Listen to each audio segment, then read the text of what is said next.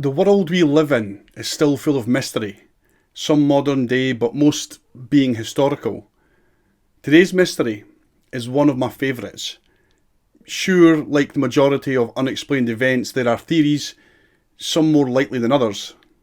Whichever theory you believe in, there is no denying that this one is very strange and creepy. Hi folks, my name's Johnny and welcome to The Oddest. Let's have a wee look at the mystery of the devil's footprints.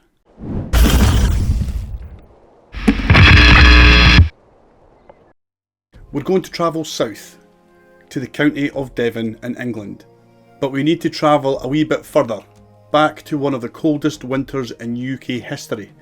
We're going back to 1855. In the wee hours of the 9th of February in 1855, a small group of locals gathered in the centre of town.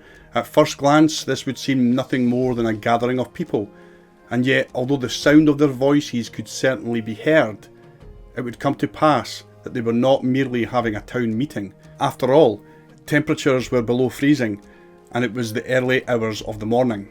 The attentions of the townsfolk was concentrated on a particular thing.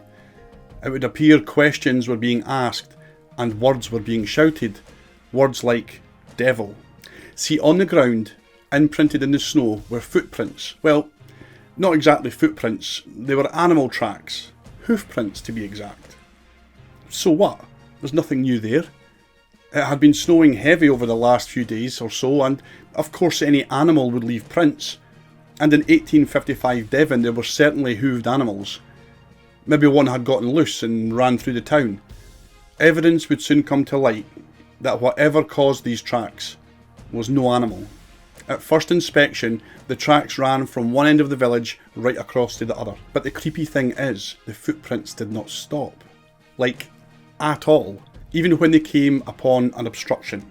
The footprints were followed to a nearby barn and simply stop at the side wall. The townsfolk would only become more animated when one of the locals procured a large ladder to climb up to the roof of the barn, only to discover, to his horror, that the footprints continued, unimpeded, across the roof. Like it leapt onto the roof or simply stepped up there, only to continue down the other side. Like whatever was trudging cross-country this cold winter's night had a purpose, and nothing was stopping it. The prints would continue in this fashion in a straight line.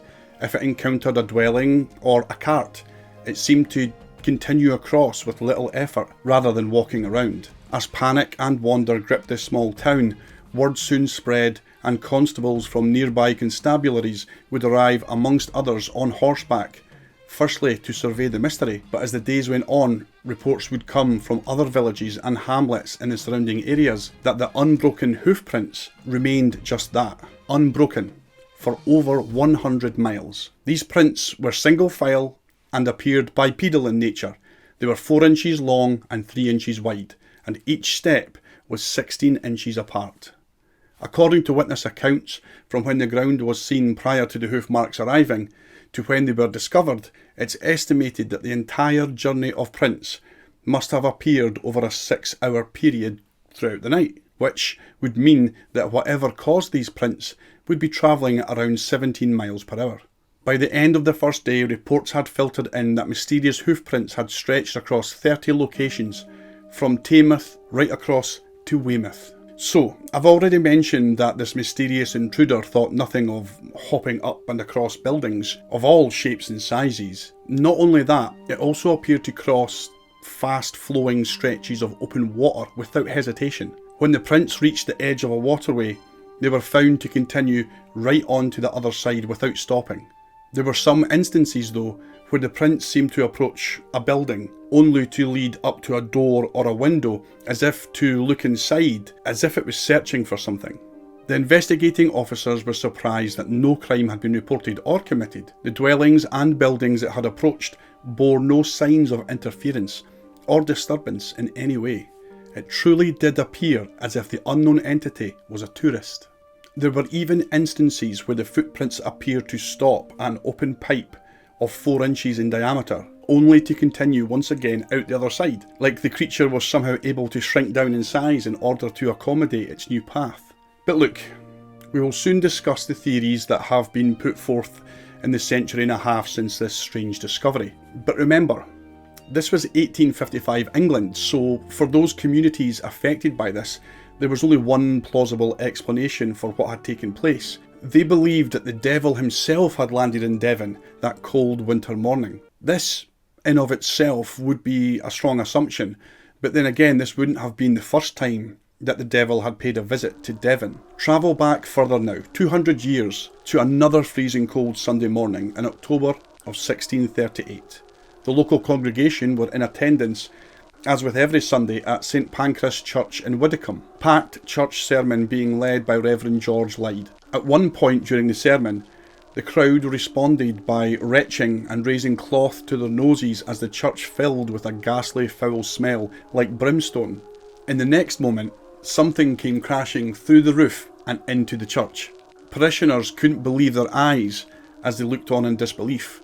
A large orb of brilliant white light had come hurtling through the ceiling and started to dart around furiously amongst the crowd. This mysterious manifestation would ricochet and bounce off the walls and surfaces and even came into contact with a few of the unsuspecting townsfolk. One such patron, an older woman, was struck by the entity as she was immediately thrown to the floor screaming out in pain. People rushed to the woman's aid and would later tell, as if she was laying there dying and writhing in agony and terror, that all of her clothes were perfectly intact and undamaged, yet her underlying skin had deep burns which would prove fatal. 2 other men were also stricken by the mysterious orb, and they too suffered the same fate. Moments later, the heavy wooden door entrance to the church would crash open and the entity would vanish as inexplicably as it had arrived. After the crowd regained their composure and rose back to their feet to survey the damage and tend to the wounded, they suddenly became aware that one of their own was now unaccounted for. A young man by the name of Jan Reynolds had vanished along with the orb.